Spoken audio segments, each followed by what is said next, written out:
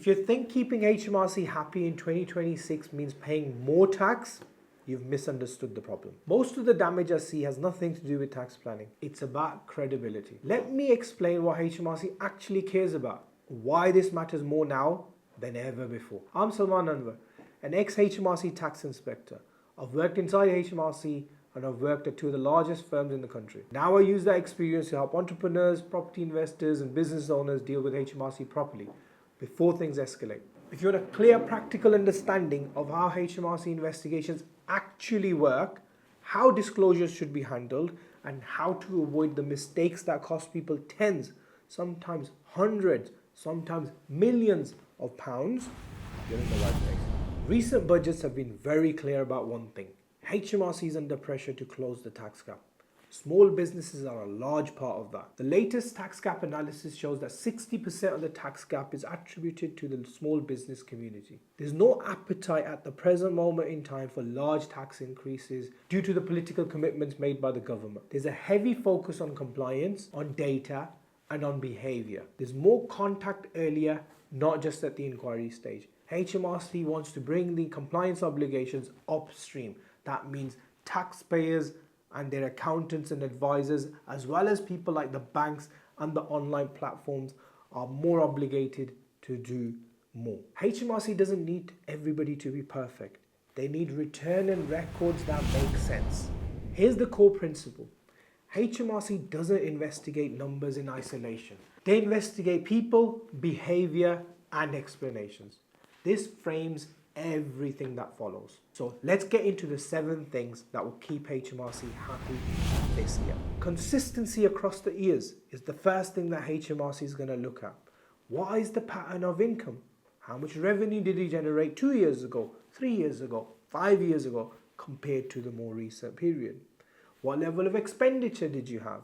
Were you spending more on capital assets then, or are you spending it now? How does that stack up in the level of income that's been generated? If you spend a lot of money right now on assets and you don't see any sudden increases, whereas you have in the past, that's a red flag. Sudden changes is another thing that HMRC looks at. Now, big changes themselves aren't a problem in and of themselves. However, unexplained changes are. Remember, your accountant yourself have the opportunity to put notes in your accounts, in your returns. Do that where you need to. Remember, if you think you need specialist help, you can contact me using the details in the description below. The second thing that's going to keep HMRC happy this year is logical explanation. HMRC doesn't need perfect answers. They need explanations that hold together, which explain dips in income, why there might be a one-off gain, why there might be business changes, and so on. These explanations need to be put forward to HMRC when sought in the most comprehensive yet concise manner possible, giving while not giving too much information. If you can't explain it clearly, explain HMRC to question it. The third thing that is going to keep HMRC happy is your lifestyle matching your declarations.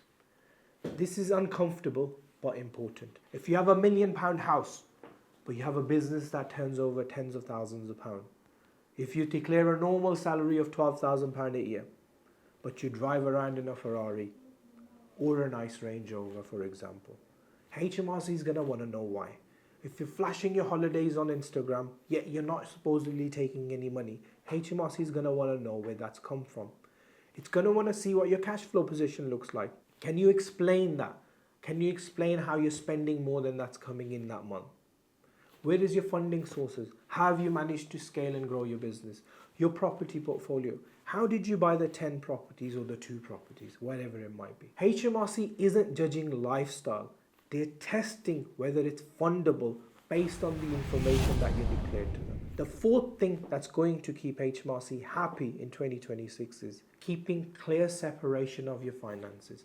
Mixing personal and business finances is one of the fastest ways to widen an investigation, should they start one. You need to be able to clearly explain your director's loans, use of personal cards, cash movements, and so on. This is where small issues quietly become multi-year reviews. The fifth thing that's going to keep HMRC happy is timely corrections. HMRC cares more about when you fix something than what you fix. Don't wait for the prompt from HMRC.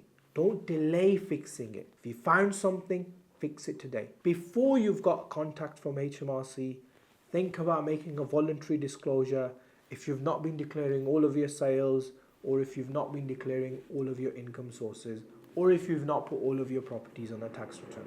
Timing is one of the biggest drivers of penalty. The sixth thing that's going to keep HMRC happy, and this might surprise a lot of people, is not oversharing information. What I mean by this is answer the question that's asked, not the one you think HMRC might be asking. Remember, HMRC is allowed to ask questions that are reasonably required for the purposes of checking a tax position.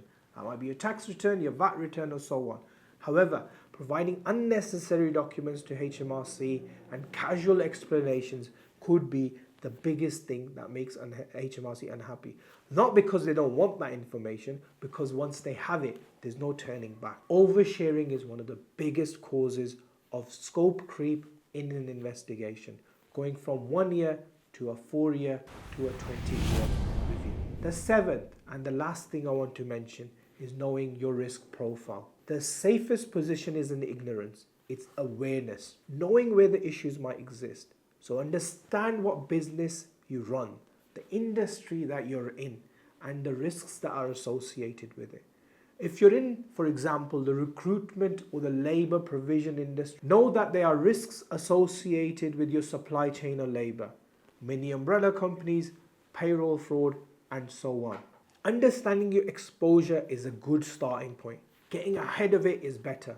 If you've got a supply chain that is risky and that might lead to some issues, put in the right processes and procedures in order to mitigate and manage that risk. Undertake your risk assessment and then try and put the processes in place to fix it. You don't need to be perfect, but you need to be prepared. Now, keeping HMRC, as you've heard, isn't about playing it safe.